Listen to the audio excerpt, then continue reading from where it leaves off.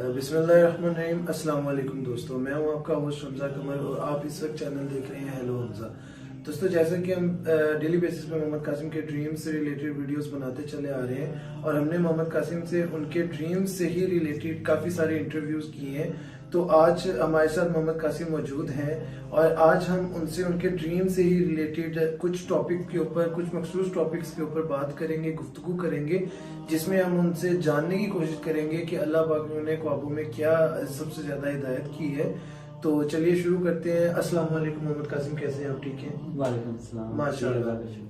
तो आज हम एक मखसूस टॉपिक के ऊपर आपसे गुफ्तगू करना चाह रहे हैं जिसकी हमें कमेंट सेक्शंस में भी बहुत ज़्यादा लोगों ने रिक्वेस्ट की है कि इस टॉपिक के ऊपर मज़ीद ब्रीफली डिस्क्राइब किया जाए।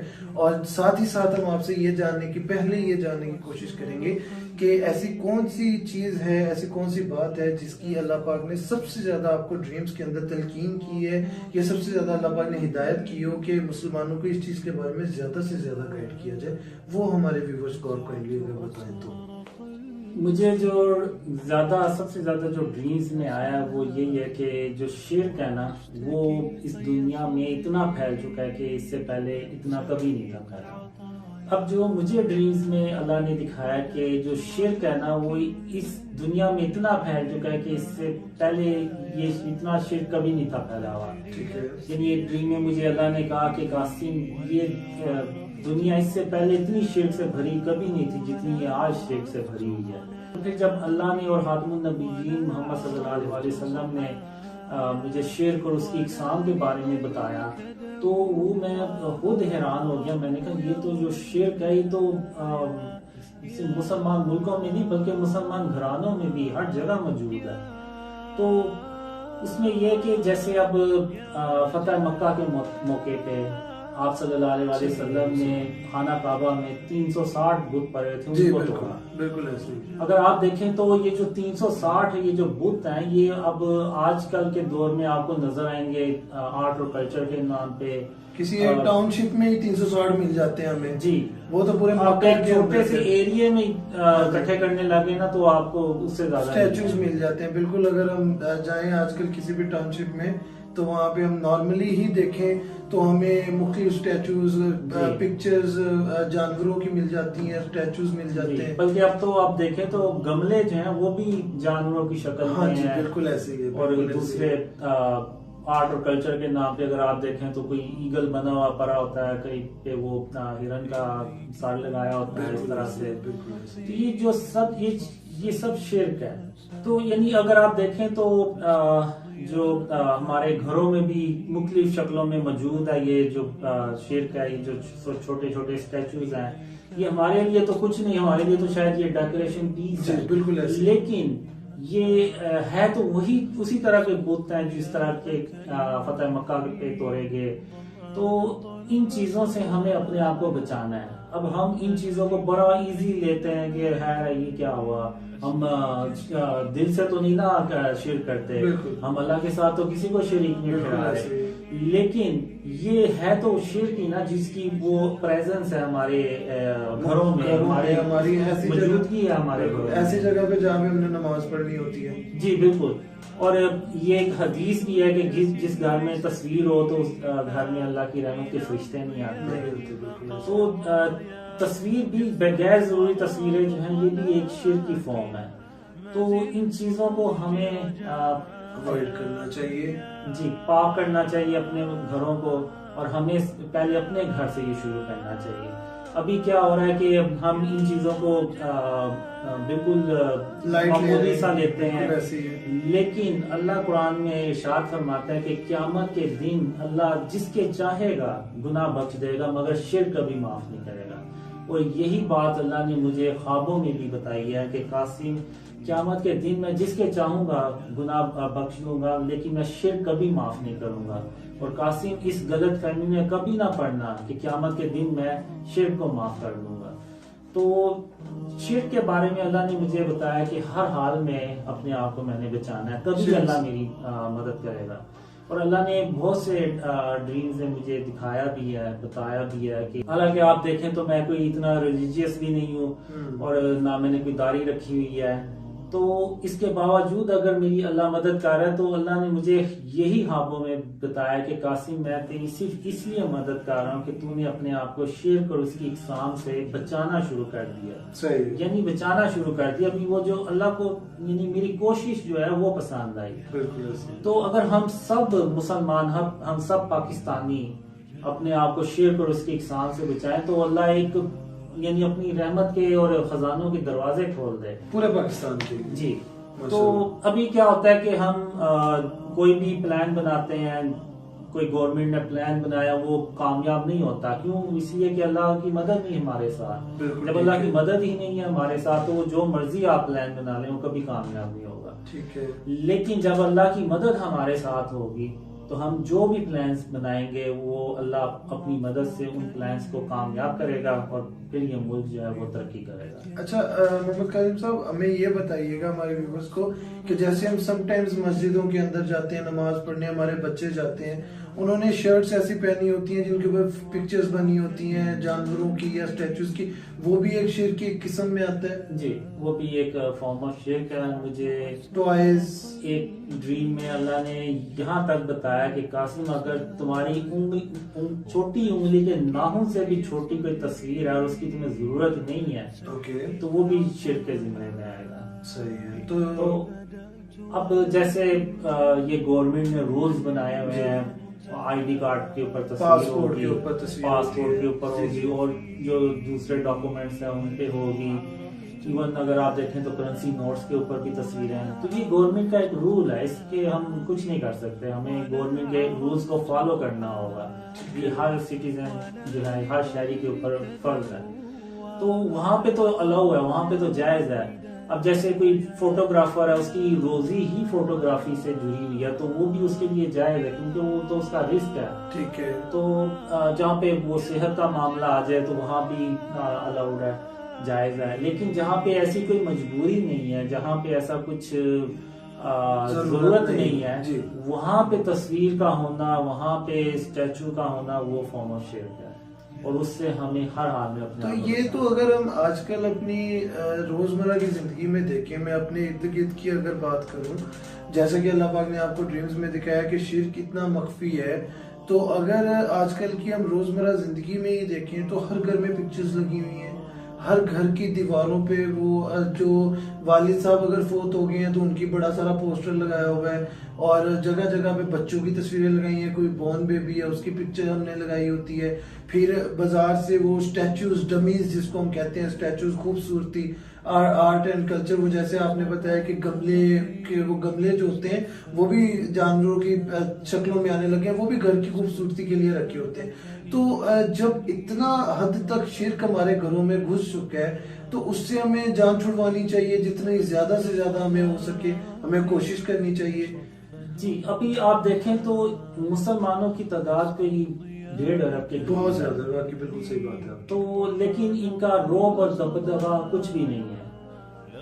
तो ये सारी प्रॉब्लम वहीं से शुरू होती है कि हमने शिर्क और उसकी इकसाम को इजी लेना शुरू कर दिया, बल्कि उसको एक डेकोरेशन बना लिया हमने। ये चीजें अपने यानी नफ्स को अपनी नफ्स की तस्कीन के लिए चीजें हमने बना, रोजमर्रा की जिंदगी में हमने उसको मामूल बना लिया। जी, अब या तो हम अपने नफ्स को खुश कर लें या फिर हम अल्लाह को खुश कर लें। अब एक ही काम हम कर सकते हैं, दोनों काम नहीं हो सकते। तो अब जब मुझे अल्लाह ने ये सब सिखाना शुरू किया तो मैंने अपने आप से यही तहैया किया हुआ था, ऐद किया हुआ था कि मैंने हर हाल में अल्लाह को खुश करना है। तो मैंने अपने नफ्स से, यानी शुरू में मुझे ऐसे लगा था जैसे पता नहीं बड़ा इजी, बड़ा आसान काम होगा, शिर्क और उसकी इकसाम से बचना सिर्फ, वो तो कुछ नहीं। तो लेकिन जब अल्लाह ने मुझे सिखाना शुरू किया, खातमुन नबिय्यीन ने, मोहम्मद सल्लल्लाहु अलैहि वसल्लम ने जब बताना शुरू किया, तो मैं जब शुरू करने लगा तो मैं यानी अपने आप को कहना शुरू हो गया कि ये तो ऐसे जैसे 24 घंटे का जो है ना वो काम है कि हर वक्त मुझे अलर्ट रहना है कि कहीं पे कोई मैं ऐसी हरकत ना कर दूं इवन बाज़ औक़ात लोग कहते हैं कि जी फलाने लीडर को का नाम लेके कहते हैं कि जी he is the only hope, he is the last hope. बिल्कुल ऐसे, ये भी शिरकिया, ये भी शिरकी में आता है। यानी अगर हम किसी को कहें कि यार वही हमारी उम्मीद है, हाँ, ये तो हम नॉर्मल अपनी रूटीन में कहते हैं कि यार जैसे किसी दोस्त को कह दे कि अब तो तुम्हारी उम्मीद सिर्फ वही बचा है। हाँ, ये फॉर्म, ये भी शिरक के ज़िम्मे में आता है, क्योंकि आखिरी उम्मीद जो है, लास्ट होप सिर्फ अल्लाह है। अब अल्लाह ने अगर उस लीडर को पैदा किया तो अल्लाह इस बात पे खूब कादिर है कि वो उससे अच्छा और बेहतर लीडर को पैदा कर सके। बिल्कुल ऐसे ही है, बिल्कुल। तो फिर हमें जो है ना, वो फिर अल्लाह को कहना चाहिए कि अल्लाह हमारी आखिरी उम्मीद है, जैसे ना कि किसी इंसान को हम। बिल्कुल ठीक है आपकी बात। जैसे अगर मतलब कोई भी ऐसा काम जो हमें हर चीज के लिए प्रेफरेंस अल्लाह पाक को रखनी चाहिए।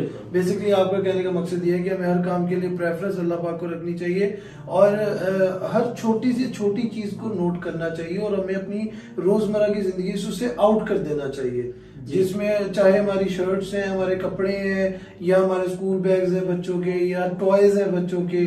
तो इन ऐसी सारी चीजों को हमें लाइफ से आउट करना चाहिए, क्योंकि ये शिर्क के ज़मरे में है। तो सबसे पहले हमें अपने घरों से पिक्चर्स उतारनी चाहिए, जो कि मेरे घर में भी शायद कहीं ना कहीं हो, तो मैं भी जाके इस चीज पे लाजमी आपकी बात पे फोकस करूंगा और मैं अपने घर से जितनी पिक्चर्स होंगी वो सारी उतारूंगा, क्योंकि आपकी बात बिल्कुल 100% ट्रू है कि ये बिल्कुल, ये मैंने खुद भी सुना था कहीं पे कि जिस घर में पिक्चर हो उस घर में रहमत के फरिश्ते नहीं आते।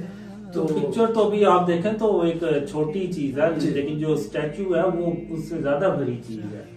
तो जो पिछले जो लोग थे वो ऐसे ही बुत थे जिनको वो बनाते थे, उनको वो पूछते थे। जब मूसा अलैहिस्सलाम कोहे तूर पे गए तो पीछे से उनकी कौम ने एक बछड़े का जो बुत था वो बना दिया था, बिल्कुल उसको वो पूजना शुरू हो गया। तो अभी वो अगर एक बछड़े का वो उन्होंने बुत बना लिया था, तो अभी अगर आप देखें तो ये तरह तरह के ईगल्स बने हुए हैं, कहीं शेर बने हुए हैं, कहीं बतखें बनी, जो भी न्यू टाउनशिप बनती है उसमें ये पहले ये चीजें बनती है जी। तो ये भी वही उसी तरह के वो बुत हैं। तो अगर हम उन्हीं चीजों को दोबारा लेके आएंगे तो हम अंधेरों में ही डूबते चले जाएंगे। आज मुसलमानों की हालत जो है वो इसी वजह से है कि हमने जो शिर्क और उसकी इकसाम को बिल्कुल ही नजरअंदाज कर दिया। बिल्कुल ऐसी है ये चीज, हम फील ही नहीं कर रहे। जैसे अभी आपने कहा कि वो कपड़ों के ऊपर, शर्ट्स के ऊपर, पैंट्स के ऊपर वो तस्वीरें बनी होती हैं, तो वो निकालनी चाहिए, वो हम तो खत्म करना। हम तो नॉर्मल रूटीन में, मैंने आपके साथ बात शेयर की कि हम मस्जिद में नमाज पढ़ने जाते हैं तो लिटरली हम लोग वहां देखते हैं नॉर्मली बच्चों को जिन्होंने शर्ट्स पहनी होती हैं और उनके शर्ट्स पे स्टैचूज बने होते हैं या पैंट्स के ऊपर पिक्चर्स बनी होती हैं, इवन डॉग्स की, कैट्स की, मंकीज की पिक्चर्स प्रॉपर उनकी ट्राउजर्स के ऊपर, उनकी शर्ट्स पे बनी होती है और वो आगे प्रॉपर नमाज पढ़ रहे होते हैं। तो यानी ये अगर आप देखें तो वो गाड़ियों में डेकोरेशन, वो जो छोटे छोटे वो डैशबोर्ड के ऊपर रखे होते हैं स्टैचूज, तो वही फॉर्म ऑफ शेप है, वही चीजें हैं जो पहले के लोग करते थे, काफी लोग थे वो करते हैं। तो अगर एक खाम में मुझे अल्लाह ने ये यहाँ तक कहा कि कासिम जो हिंदू है वो भी तस्वीरों को ही देखते हैं, और अगर तुमने भी तस्वीरों को ही देखना है तो फिर उनमें और तुमने फर्क ही क्या रह जाता है। बिल्कुल ऐसी है, तो सही बात कर रहे हैं आप, क्योंकि हम अगर इंडिया की मूवीज भी देखें तो उसमें ये चीज तो वो बहुत वाज़ेह दिखाते हैं कि उन्होंने अपनी गाड़ियों के फ्रंट पे वो अगर आप रखे होते हैं। बिल्कुल ऐसे इंडियन मूवी देखें तो वो सबसे पहले वो अपनी बातिल खुदा की तस्वीर को दिखाते हैं। बिल्कुल है, हाँ जी। तो पहले वो पिक्चर दिखाते हैं उसकी, बिल्कुल ऐसी है। फिर अंदर वो दिखाते हैं कि वो जी उनकी बातिल खुदाओं की पूजा कर रहे हैं, उनकी इबादत कर रहे हैं।